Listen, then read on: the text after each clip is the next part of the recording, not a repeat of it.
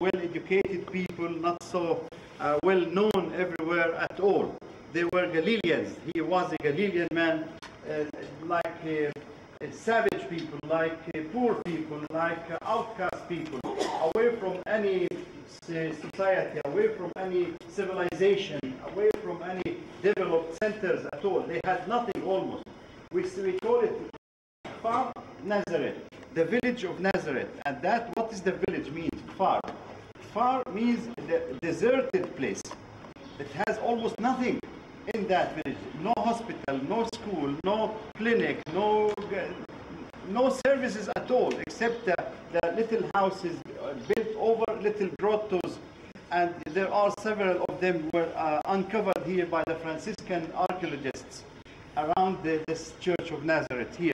That's what they lived in. So no wonder why Mary was given another grotto in Bethlehem, where she delivered and gave, Jesus Christ coming to this to the world here in a little grotto. And where she lived, we will see it now down under the church here, a little grotto. That is the place where she lived. Most of the people lived using the caves beside some maybe rooms around that cave or on top. The houses or the rooms were removed, but not the natural caves still here.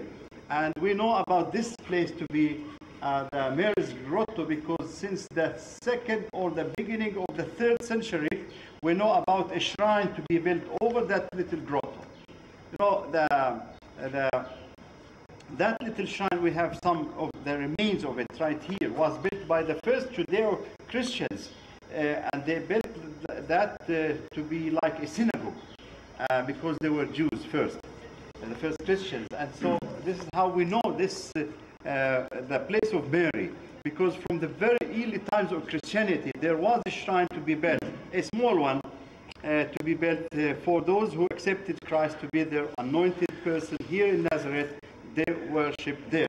And the second one was the Byzantine, the 5th century, until the 614, when that church was destroyed by the Persians in their invasion to the land here, taking it from the Byzantines for only 14 years.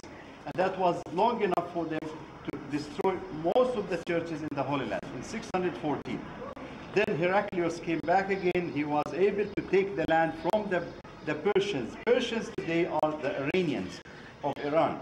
And he pushed them out of this land, this area.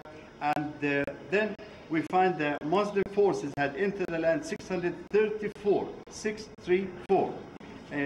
That invasion and they captured, and this land became part of the Arab Empire, the big one all over Middle East here. Until the Crusaders had come in the 12th century, 1099, for the Crusaders to enter the land to establish a kingdom, the Crusader kingdom in Jerusalem, and they were able to build another church. That is number 3. That was the largest ever built over the same site here. The Crusader one was destroyed in the 13th century, back again by the Mamluks, by Baibars, the Mamluk officer from Egypt, destroying most of the fortresses, churches in this land here when they lost that land to them. And then another one was built in the 18th century, the only time when they were allowed to make it here, by another local ruler, a Turkish time now, speaking about the 18th century, to a small shrine to be put over that little grotto by the Franciscan fathers who came back, were able to come back again to the land here during the Turkish time. And that was not big enough for the community here, for the Franciscans, for the Annunciation that took place here. So they themselves decided to remove that church of the 18th century in 1960 to start with this present one until 1969. So it took them 9 years to build that church here. The shrine itself is built on 2 levels. The first level is where you can see the grotto of Mary, where they find that the Annunciation where it took place. And that is a little bit dark space, very simple when we go into it now.